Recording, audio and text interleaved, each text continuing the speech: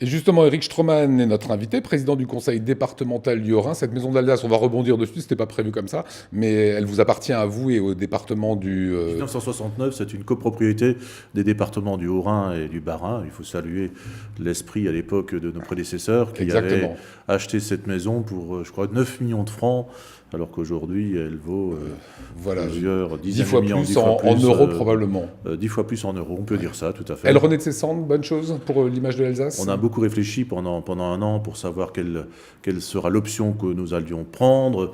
Est-ce qu'on allait continuer à la gérer directement ?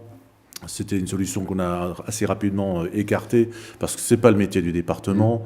Et donc on a décidé de ne plus la vendre puisque, alors en fait, on a cherché à la placer sur le marché immobilier pour voir simplement ce qu'elle valait.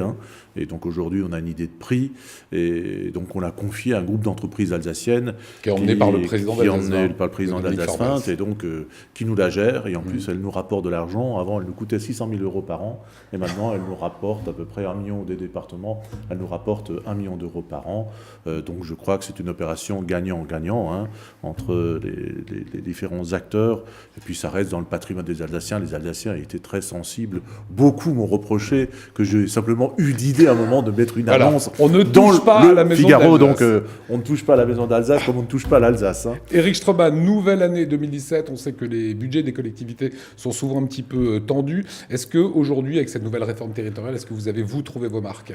L'année 2016 était objectivement une année difficile. On a dû trouver une trentaine de millions d'euros d'économies. Le bateau est aujourd'hui stabilisé.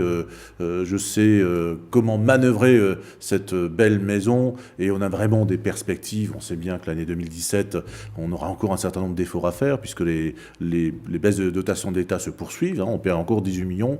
On a su les anticiper et tout est prêt pour à partir de 2018, on puisse lancer de nouveau de grands projets avec des marges de manœuvre financières, des excédents de fonctionnement qui nous permettront d'intervenir dans les territoires et aussi dans les différents services que nous réalisons, comme dans les collèges, comme aussi, par exemple, et c'est un accord que nous avions avec la région, l'ancienne région Alsace à l'époque, c'est le déploiement du très haut débit sur l'ensemble du département du Haut-Rhin.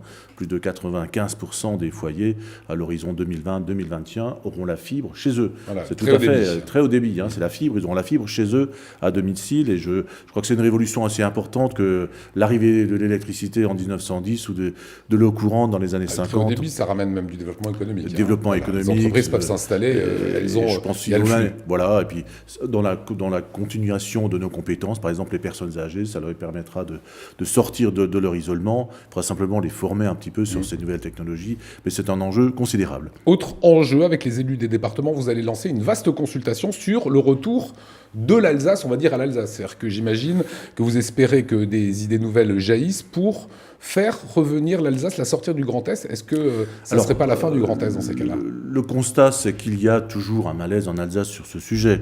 Personne ne le contestera. Maintenant, il faut qu'on réfléchisse ensemble sur les différents scénarios qu'on peut envisager. Des scénarios raisonnables, des scénarios rêvés. Simplement, on le sait bien, le fait de fusionner les deux départements du Haut-Rhin, du Bas-Rhin, sans projet, sans compétences supplémentaires, ça n'a strictement aucun intérêt. Donc on ne se place pas directement dans ce processus. Si vous le faites avec Frédéric Bierry, il faut des fonds supplémentaires. Alors il faut des moyens supplémentaires. Si on gère la misère à deux, ça va rien ôter à la misère.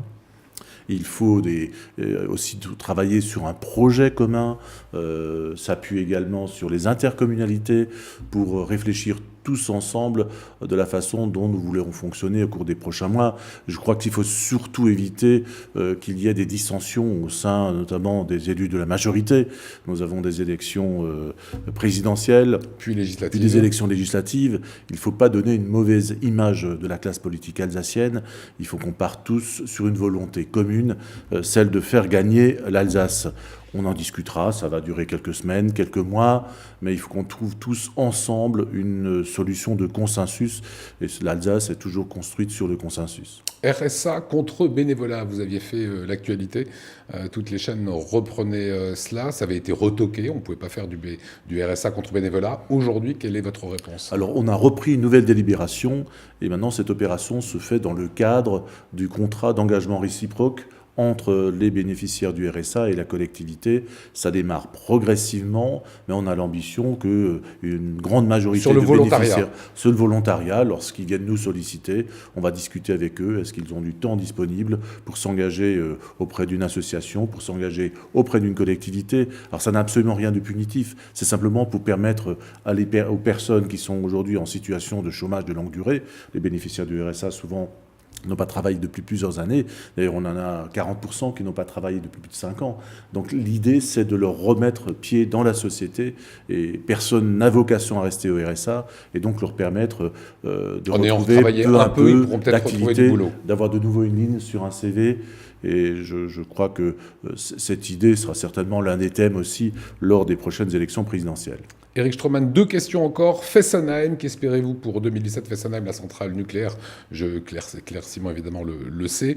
Est-ce que vous espérez que le vainqueur des présidentielles revienne sur la décision d'arrêter Fessenheim, ou si, comme on l'a entendu, une grande entreprise type Tesla, qui fabrique des voitures électriques, si elle venait s'installer à la place de Fessenheim, ça serait une bonne solution. Où est-ce que vous mettez le curseur? Alors, d'abord, il faut bien séparer Tesla de Fessenheim.